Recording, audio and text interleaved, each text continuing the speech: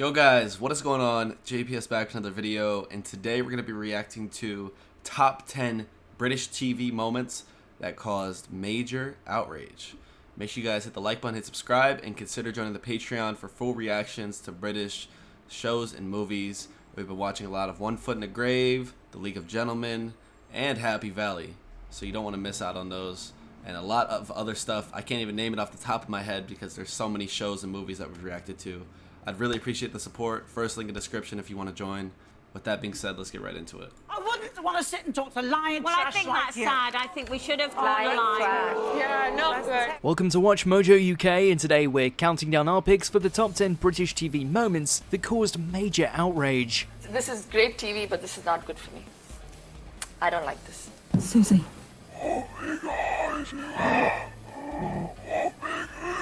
Why are you looking so shocked? I mean, I'm not sure. They always stop for hours. Before we begin, we publish new content every day, so be sure to subscribe to our channel and ring the bell to get notified about our latest videos. For this list, we're looking at the most controversial and scandalous scenes ever to air on British TV. Let us know in the comments which one would have you writing to Ofcom. Number 10, Piers Morgan vs Helen Whatley.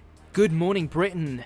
I don't know why you're laughing. Why are you laughing? Oh, she can't see it. You said I'm telling you what it is. It's actually very serious. This explosive interview on Good Morning Britain in April 2020 was so controversial, it led to Downing Street banning senior ministers from making an appearance for months, and Piers Morgan himself being prevented from attending the government's press briefings. So the latest information we have for NHS workers is that 19 NHS workers That's have very complete nonsense. Questioning Care Minister Helen Whatley about the high number of deaths in care homes due to mismanagement of the global pandemic, Whatley ended up laughing and trying to dodge Piers's questions about the many unnecessary fatalities. I think it's really, really important to take the steps that we No, can. I tell you what's really important is that you just answer straight questions. Is it true that 4,000 people... Why are you laughing? What's the I'm matter with coming you? to answer your question, but I'm not... What do you find funny about this? Piers was later hit with thousands of Ofcom complaints about his notoriously aggressive interview style, though neither he nor Whatley came out of the clip looking good. Number 9, drag performance, Strictly Come Dancing.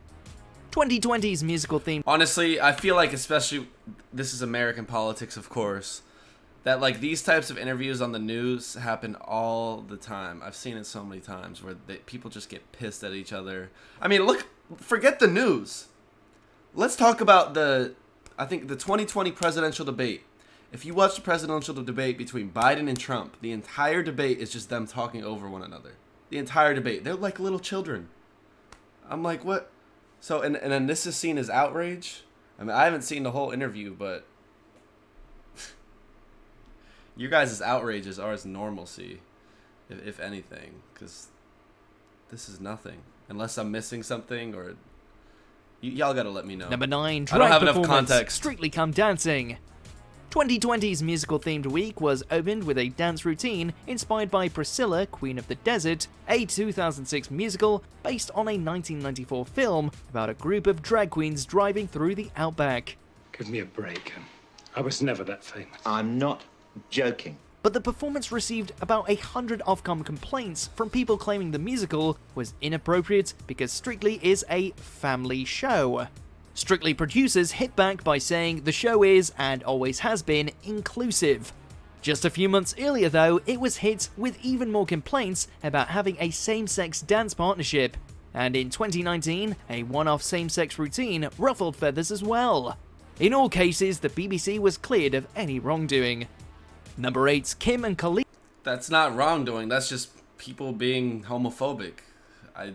What is the problem with that? I mean, I guess if the drag queen show was, it doesn't even look that crazy though. And a same-sex couple dancing, getting complaints, that just shows what some of the complaints were rooted in. I don't I don't see a problem really. You guys I want to hear your guys' thoughts in the comments. In all cases, the BBC was cleared of any wrongdoing. Number 8, Kim and Colleen reunite. Loose Women. I know what I went through. No, let her rant on. I know what I went through. Awful. It was Why do you awful what think you you- went through, Kim. us. Colleen Nolan was voted the winner of the 19th series of Celebrity Big Brother, and ex-housemate Kim Woodburn, whose time in the house was more than a little inflammatory, didn't keep her anger to herself. They were bitter rivals during CBB, with Kim accusing Colleen of being two-faced. But far more outrageous than anything that happened in the house was when ITV staged a reunion of Kim and Colleen on Loose Women. You know what you did, and I'm going to tell you something. I tell you what I did. I Just a didn't minute. tell you how vile you are from day one. That's You, what my I should dear, have done. you, my dear. You're a horrible, self-centered, publicity-seeking witch. Janet Street Porter was the judge trying to put an end to the feud, but things didn't go as planned. I don't want to draw a line on you. You don't want to Because I will pick- never forget what the likes of her and 7 others put me through. Okay, well, I'll never forget it, never. But, Because Kim, it was every sad and reality... awful, and it was bloody cruel. Suffice to say, Kim wasn't actually interested in reconciliation and walked off set. I wouldn't want to sit and talk to lying Well, I trash think like that's you. sad. I think we should have drawn a line. Yeah, no. Both of them were on the verge of tears by the end. Number 7, Diversity's tribute to BLM. Britain's Got Talent. Hold on, bro.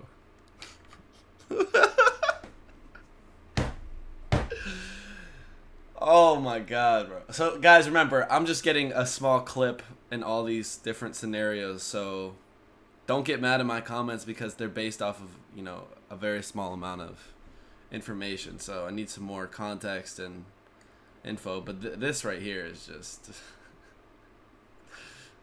I don't even know. Is it real or not? That's my question. Is the feud even real? Or is it just a stage thing for views? Hard to tell sometimes. And number 7, Diversity's tribute to BLM. Britain's Got Talent. After making their name on Britain's Got Talent back in 2009, London-based dance troupe Diversity returned to the show to perform over 10 years later. Another disease, deep-rooted in our system.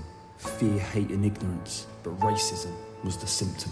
But thousands of viewers had a problem with the issues Diversity raised in their performance as they addressed the Black Lives Matter movement. But I think what they tried to do was well-intentioned but very misguided, and the British public have said, you know what, we don't want this.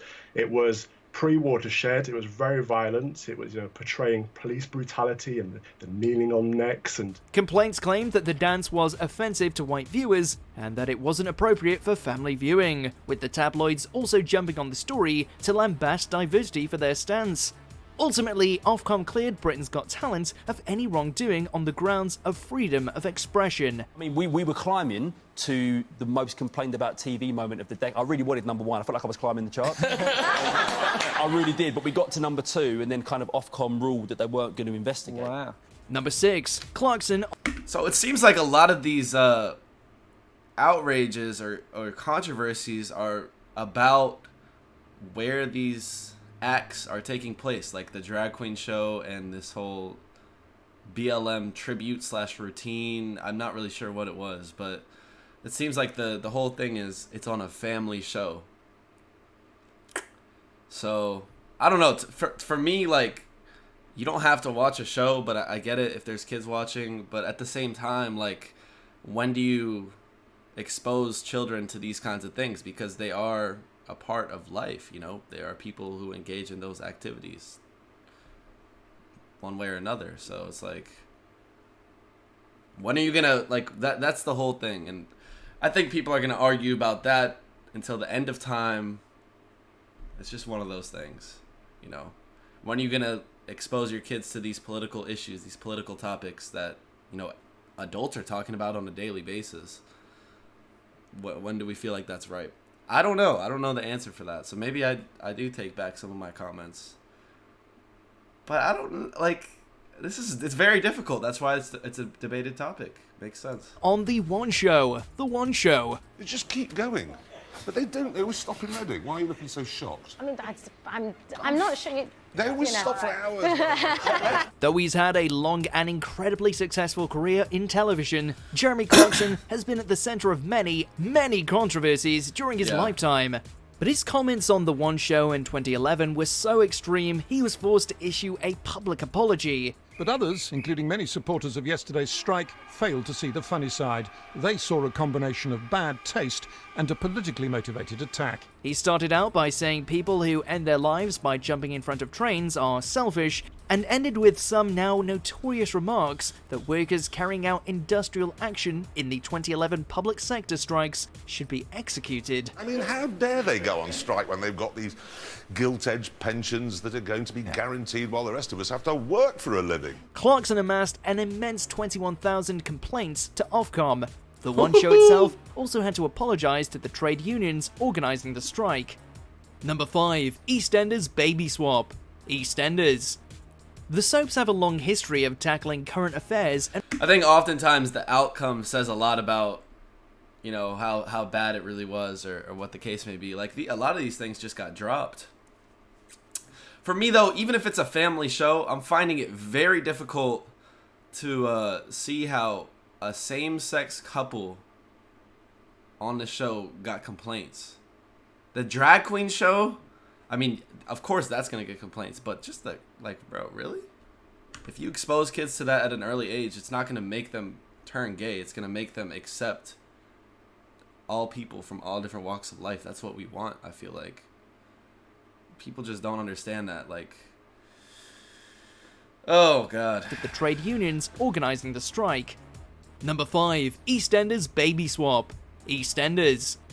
The soaps have a long history of tackling current affairs and real-world issues, including one contentious storyline tackling sudden infant death syndrome. Come on now, open your eyes. When Kat and Ronnie both gave birth in the same episode, Ronnie's baby died of cot death, leading her to actually switch the two babies and steal Kat's son, Tommy. Don't cry. The backlash to EastEnders was so huge that there were even rumours actors might quit the show.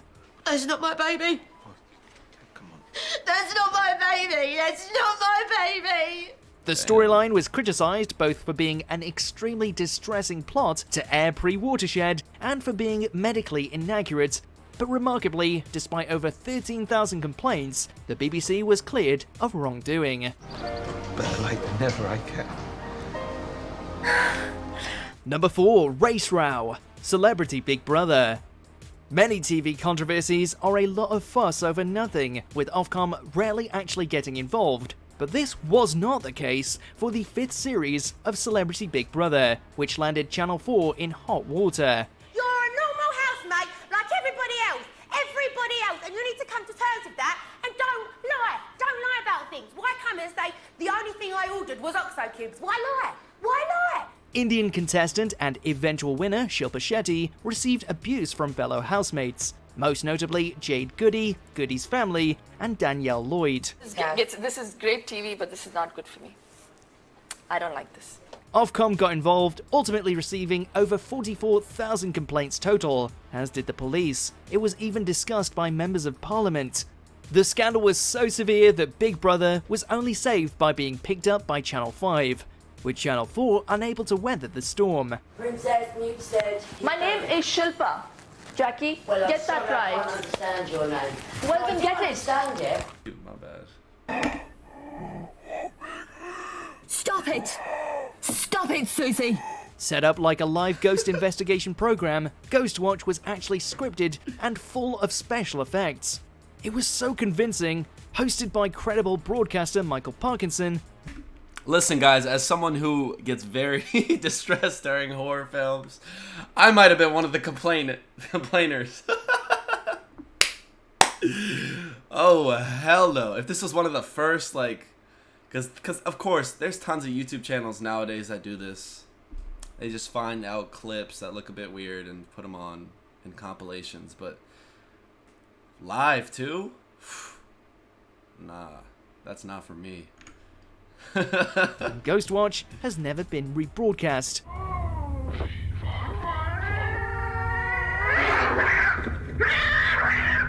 Number 2, Chris Morris gets in trouble. Brass Eye. These are our children. They skip down our streets, but the paedophile is waiting.